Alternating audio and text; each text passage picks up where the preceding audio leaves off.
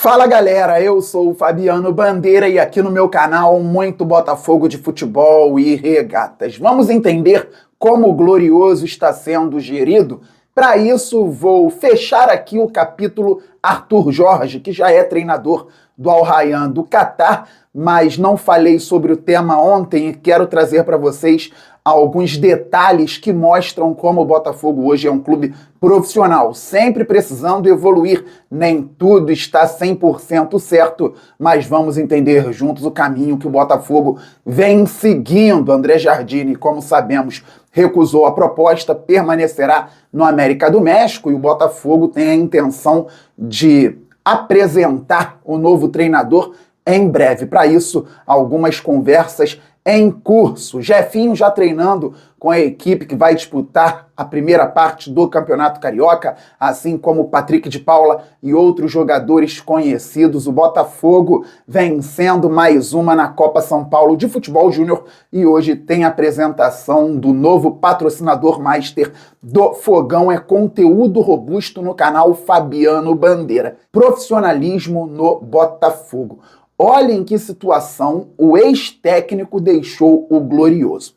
Na reta final da temporada, ele recebeu os contatos do Al Rayyan do Catar. Os gestores do Botafogo descobriram. Quando surgiu o burburinho sobre o Arthur Jorge aqui no canal Fabiano Bandeira, eu não disse que estava otimista pela permanência. Num primeiro momento eu falei, opa, equilíbrio. Não sei se sai, mas hoje não está garantido. Alguns amigos aqui no canal comentaram, principalmente nos vídeos, que poderia ser coisa da imprensa, a imprensa mais uma vez tentando tumultuar o Botafogo. E eu dizia, galera, dessa vez não. Sou um crítico muitas vezes da grande imprensa, mas dessa vez não. E a apuração que está saindo, que mais bate com o que aconteceu e vem acontecendo, é da ESPN com relação à ligação entre Luiz Castro, Arthur Jorge e o Al Rayyan. Pensei no Luiz Castro porque vou falar sobre ele daqui a pouquinho, não é sobre ele ser o novo técnico do Botafogo, é só para trazer um exemplo. Então, a ESPN apurou, estava certo,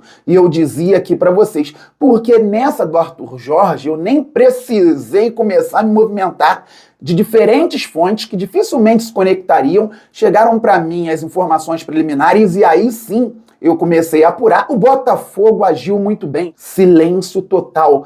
Preferiram focar nos títulos como se nada tivesse acontecendo. Clube profissional. O Botafogo não poderia nem começar a procurar treinador, gente. Porque se vazasse naquela época que o Botafogo estava atrás de um treinador, a imprensa iria atrás dos motivos, certamente descobriria que o Arthur Jorge estava conversando com a equipe Qatari e como ficaria o ambiente do clube para as decisões do Campeonato Brasileiro e da Libertadores. Então o Botafogo agiu de maneira profissional, muito difícil, porque tinha muita coisa em jogo, inclusive valores altos. Lembro também que alguns amigos comentavam numa boa aqui no canal Fabiano Bandeira que o Botafogo deveria demitir o treinador, que já estava enchendo a paciência. Imaginem essa atitude, uma atitude passional. Vamos demitir o Arthur Jorge e o Botafogo teria que pagar a ele altíssimos valores de premiação pelos títulos da Libertadores e do Brasileiro e a multa rescisória também.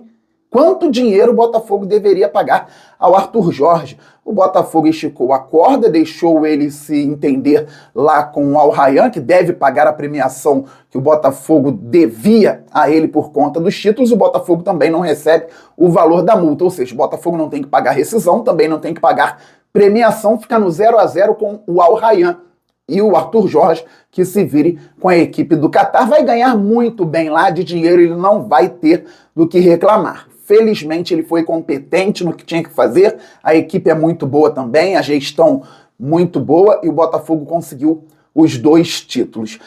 O Arthur Jorge começou a falar perto do final do Campeonato Brasileiro. Nós começamos a falar um pouco depois, a grande imprensa também, alguns amigos comentavam, vocês estão querendo tumultuar o ambiente, eu quero saber qual o objetivo de quem é botafoguense, tumultuar o ambiente do Botafogo, e nós vimos que no fim das contas o Arthur Jorge acabou saindo, como aí sim eu vou dar o exemplo, em 2023, o Luiz Castro também acabou saindo. O Campeonato Brasileiro tinha parado, começaram os burburinhos sobre a saída do Luiz Castro. Eu estava cobrindo o treino no CT do Glorioso, no Espaço Lonier, Ao meu lado, um parceiro da imprensa que cobre o Botafogo, tinha muita gente da grande imprensa, o Luiz Castro passou pela gente, sempre cumprimentava, falava numa boa.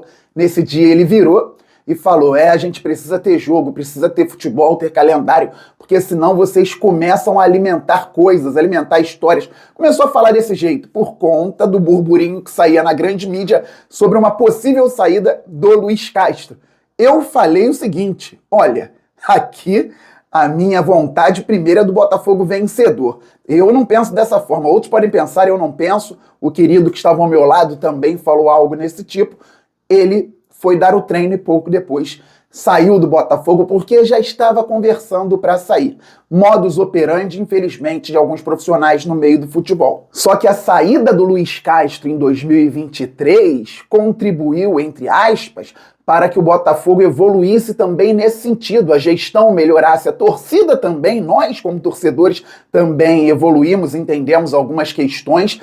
Então, quando aconteceu o mesmo com o Arthur Jorge, a gestão já estava mais preparada, a torcida não ficou sabendo no primeiro momento, nós ficamos sabendo um pouco depois. Quando ele saiu, o Botafogo já tinha conquistado o Campeonato Brasileiro e Taça Libertadores. O Fogão então partiu para contratar o André Jardine, do América do México, que conversou com os gestores do Botafogo. As partes gostaram das conversas. O América do México é gigante, como o Botafogo é gigante, atual tricampeão nacional. O América, realmente um time muito grande, com uma torcida muito grande também. O Jardine foi valorizado lá. Os gestores do América entenderam que ele mereceria crescer ainda mais como técnico daquela equipe.